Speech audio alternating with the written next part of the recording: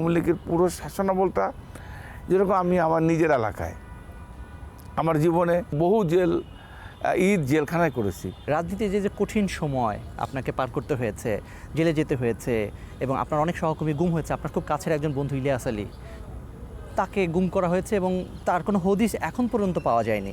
কিন্তু এত কিছুর পরে যখন আপনি ঘরে ফেরেন, যখন আপনার দুটো মেয়েকে আপনি দেখেন, তখন ওই যে কষ্ট, ওই যে যন্ত্রণা, সেটা কিছুটা কমে কিনা ওদের দেখলে? না, আসলে সঠিকটাই আপনি বলেছেন। আসলে ইলিয়াস গুম হওয়ার পরে আমার যারা অনেক বন্ধু আছে সাংবাদিকরা, তারা সবাই আমারে বললো যে নেক্সট টু তুমি, আমি।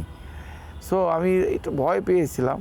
পরবর্তীকালে চিন্তা করলাম যে ইলিয়াস গুম হয়ে গেল, আমাকে এই দীর্ঘদিন ইলিয়াস গুম হওয়ার পরে অনেক দিন আমাকে পালিয়ে থাকতে হয়েছে, সতর্ক থাকতে হয়েছে।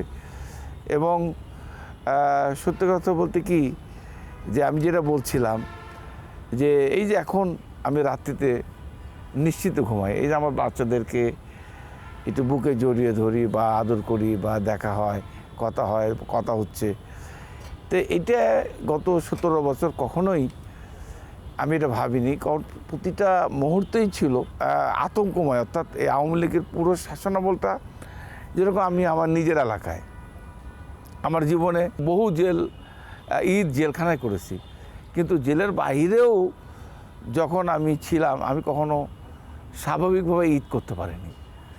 অনেক দিন ছিল, অনেক ঈদ খেতে বসেছি, ঈদের দিন দুপুরবেলা আমার লোকজনকে নিয়ে ওসি টেলিফোন করলো, আপনাকে 10 মিনিট টাইম দেওয়া হলো, আপনি যদি না চলে যান তাহলে আপনাকে গ্রেপ্তার করব।